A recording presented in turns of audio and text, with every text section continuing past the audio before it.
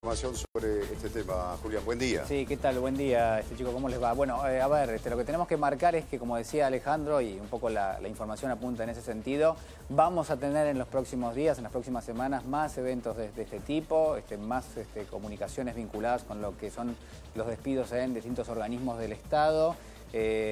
Fuentes vinculadas al gobierno nacional, estoy hablando de altos niveles del gobierno nacional, señalan que es una política prácticamente que ha tomado el gobierno, la de revisar los que son los contratos. En algún caso, en promedio, yo te diría por encima del promedio, es personal contratado, ¿no? Esto es un poco lo que se mira, sobre todo lo que tiene que ver con la antigüedad. En muchos casos la antigüedad es relativamente baja, es decir, son contratos de 6 meses, de 1 año de duración aproximadamente, y también lo que se está estudiando en detalle es cuáles son las áreas, ¿no? Donde uno puede marcar en algunos aspectos áreas que son estratégicas y que uno recomendaría como mínimo prestar atención, es decir, no dejar sin recursos humanos justamente áreas como la que tiene que ver, por ejemplo, con la supervisión de lo que es el mercado informal del tipo de cambio, hablando de lo que es Banco Central.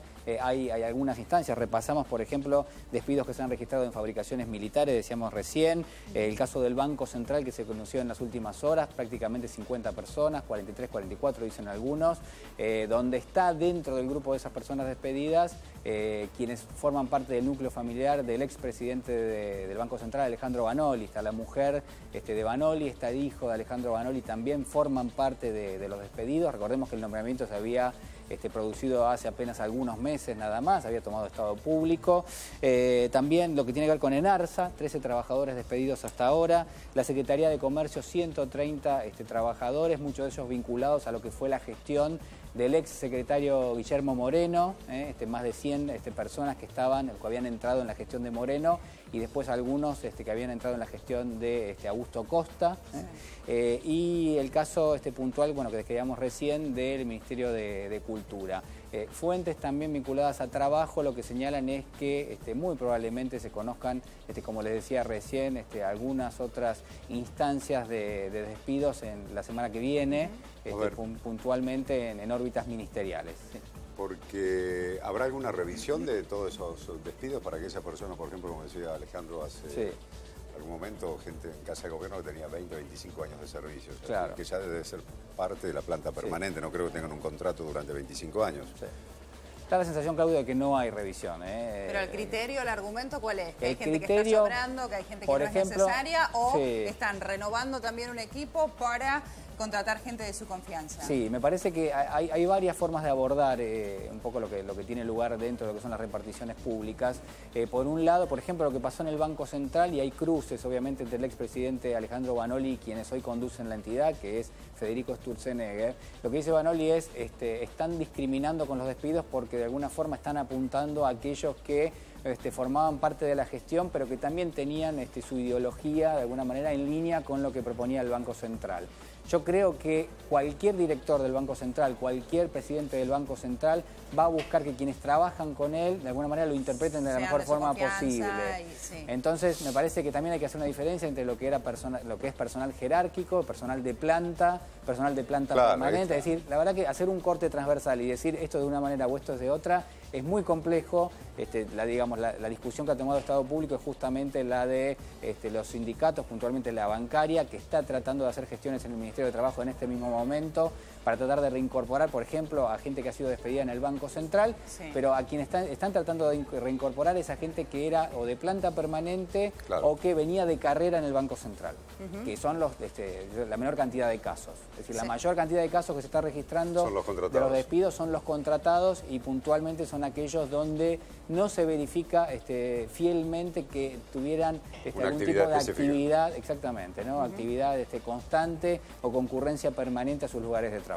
Juli, vamos a repasar ayer justamente los despidos en área administrativa, en realidad empleados militares allí en Cabildo al 65. De esta manera, los empleados que llegaban a sus puestos de trabajo se enteraban que habían sido despedidos. Fíjense.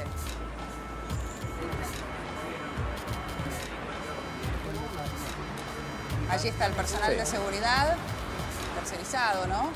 Y efectivos también de la Policía Federal, impidiendo el ingreso de los trabajadores y dando la cara también de alguna manera para transmitirles la noticia de que habían sido despedidos. No hubo telegramas, no hubo un aviso previo, simplemente se presentaron como todos los días el personal de seguridad que chequea en esta lista donde figuran las personas que habían sido despedidas, y ahí es cuando le dicen: no tiene permitido el ingreso, usted ha sido despedido. Esto ocurría ayer, entonces, Cabildo al 65, empleados administrativos militares, que depende del Ministerio de Defensa, y han sido cerca de 140 los despedidos, al menos en el día de ayer. Alguien que trata de establecer un diálogo también, y las imágenes posteriores, ¿no?, de la angustia. Sí. Bueno, la ley prevé que en caso de que uno no recibe el telegrama puntualmente, no tenés el preaviso incluso, bueno, hay una compensación, ¿no?, en dinero y una indemnización también, justamente porque la empresa, por ejemplo, no te dio un preaviso, ¿no?, de eso. Hay como una multa que paga la empresa. Exactamente. Sí. Y en el caso del Estado también. También, por supuesto. O sea, la ley es para todos. Para todos. Acá el equilibrio, ¿cuál es? Si uno dice son ñoquis, por cierto, nadie quiere que haya ñoquis en el Estado, ni los mismos trabajadores del Estado quieren que haya ñoquis. Eso lo ha dicho el gremio concretamente. Si aquel que no trabaja, que no cobre, pero aquellos si son ya de planta permanente, ese lugar de duda es un duro golpe y no es nada, digamos, placentero que alguien se quede sin trabajo concretamente, ¿no? O sea que yo creo que ese corte, como decías... Es muy difícil hacer un corte transversal, son distintas situaciones. Son situaciones empleados que están en relación de dependencia del Estado hace muchos años. Hay otros, en general, el grueso, gente que ha sido contratada en los últimos meses, incluso con un año de antigüedad, pero también hay otros casos, ¿no? Bien. Gracias, Julián. ¿Qué tenemos para después, Julián? Y en un ratito vamos a hablar de cuál puede ser el impacto del aumento de las tarifas de gas. C5N dio en primicia hace una hora aproximadamente el aviso de que hoy a la tarde, a las 5 de la tarde, el ministro de Energía, Juan José Aranguren, no solo va a anunciar lo que es el nuevo cuadro tarifario de la luz, sino también del gas.